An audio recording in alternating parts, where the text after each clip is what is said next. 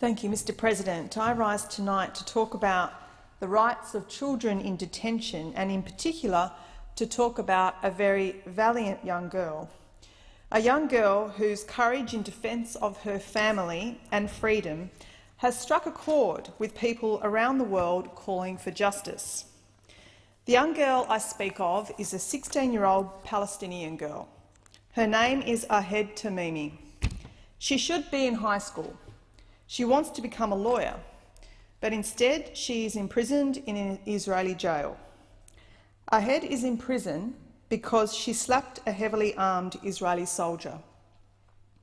Last year, on the 15th of December, Ahed's 15-year-old cousin was shot in the face with a rubber-coated metal bullet, fired from very close range by the Israeli occupation army.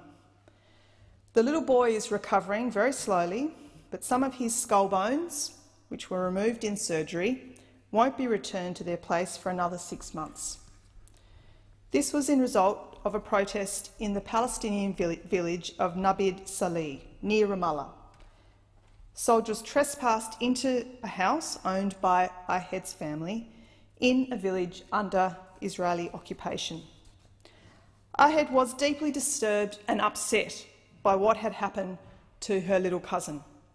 She was so upset that in her anger she slapped a soldier from the same unit when they returned to their family home an hour later. A family member managed to film the incident, and since then it swiftly went viral around the world on social media. 4 days later, during the night, on the 19th of December last year, Ahed, her mother and her cousin were taken from their home by Israeli soldiers and dragged in front of an Israeli military court. Israeli military courts deal exclusively with Palestinian prisoners. In 2010, the system self-reported a conviction rate of 99.74%. They are charging Ahed with 12 offences: assault, incitement and throwing stones, which could carry a sentence of 12 years in prison. She remains in prison now. The judge has refused her bail, so Ahed could spend months or even years behind bars before getting a fair trial. As the co-chair of the Parliamentary Friends of UNICEF, I am brought to the edge of despair, frustration and anger when I read about the suffering of Palestinian children arrested by Israeli security forces. An Israeli journalist, Gideon Levy, wrote in the Israeli newspaper Haaretz on New Year's Eve, and I quote, "What would you have felt if soldiers from a foreign army had invaded your home at night, kidnapped your daughter from her bed before your very eyes, handcuffed and arrested her for a lengthy period, simply because she slapped the soldier who invaded her home?" And I also support the statement by Emeritus Professor Stuart Rees from Sydney University that even if Israelis' cruelty to Ahed is, and I quote, perceived in Australia as no different from Minister Dutton's cruelty towards asylum seekers and refugees, the general issue of Israeli justice and the future for Palestinians merits attention. Well, indeed, it does merit our attention. According to the Defence for Children International, Israel brings 500 to 700 Palestinian children before military courts each year, some as young as 12. It imprisons an average of 200 children in any given period.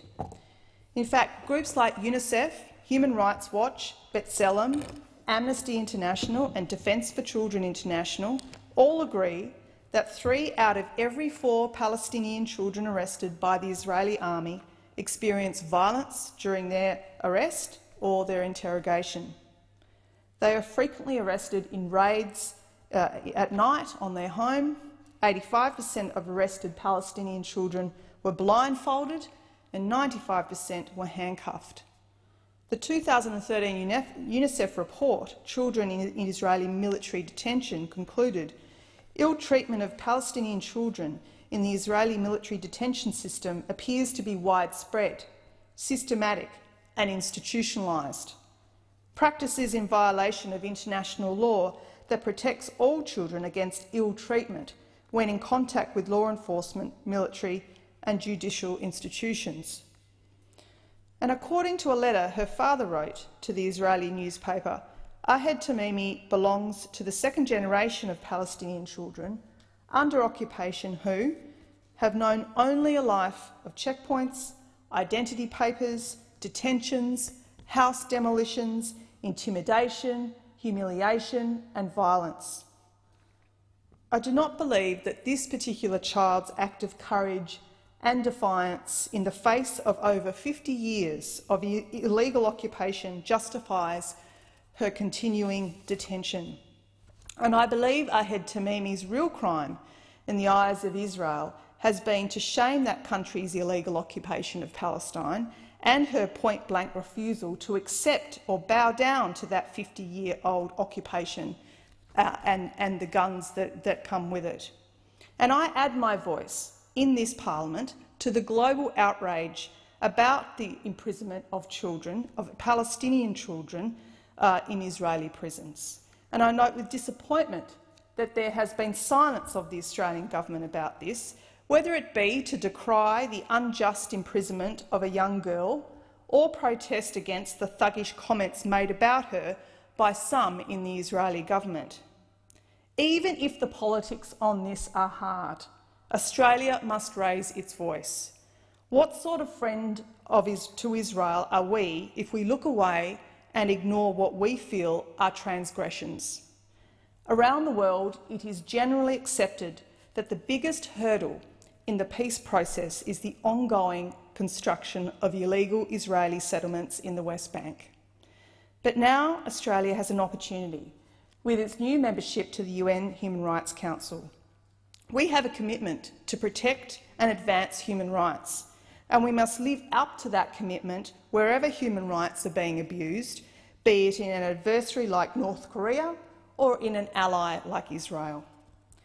In the words of French academics and intellectuals who 2 weeks ago wrote an open letter in Le Monde about the plight of Ahed Tamimi and the 360 Palestinian child prisoners in Israeli prisons, we cannot look away while children are illegally detained far from their families. I wish to thank those international organisations, non-government organisations, academics that have been reporting on this, including UNICEF, Amnesty International Australia and B'Tselem. I thank them for their defence of Palestinian children, their human rights, and all of those that are living either in Israeli prisons or under Israeli occupation. I think Ahed's act of defiance in the face of ongoing Israeli occupation does not justify her ongoing detention, so I do call on the Israeli Prime Minister to release Ahed. There is no reason for her to be held like this. She was taken away, yes, for slapping an armed officer after Israeli soldiers shot her little cousin in the face. Why are they not focusing on the shooting of a minor by Israeli soldiers? So I say to Ahed and all of the children wrongly held in Israeli military jails that I stand with so many in the international community for their freedom and for an end to practices that violate children's rights. Children should not be wrongly detained, whether it be in Israel or anywhere in the world, as we have to uphold the Convention for the Rights of the Child.